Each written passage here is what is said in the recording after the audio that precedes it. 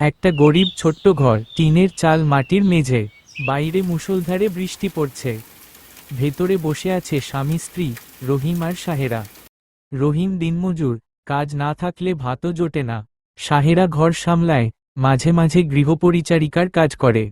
তাদের সংসারে অভাব আছে, কিন্তু ভালোবাসার ঘাটতি নেই। আজ সারাদিন কাজ না পেয়ে ঘরে ফিরেছে রহিম, ভেজা শরীর, ক্লান্ত চোখ। সাহেরা তাকে শুকনো গামছা দিয়ে মুছে দিয়ে চুলের ভেতর আঙুল চালিয়ে দেয়। আজ তো ভাতও নাই ঘরে, সাহেরা ফিসফিস করে বলে উঠল। বৃষ্টির শব্দটা যেন একমাত্র গান হয়ে উঠেছে সেই সন্ধ্যায়। তারপর দুজনে মাটিতে বসে এক টুকরো শুকনো রুটি ভাগ করে খায়। রুটির স্বাদ যেন রাজকীয় ভোজ। সেই বৃষ্টি ভেজা সন্ধ্যায় গরিব সংসারের সেই ছোট্ট ঘরটা ছিল সবচেয়ে ধনী, ভালোবাসায়। প্রিয় বন্ধুরা, আজকের এই গল্পটা যদি ভালো লেগে থাকে আমার চ্যানেল সাবস্ক্রাইব করে আমার পাশে থাকবেন। ধন্যবাদ।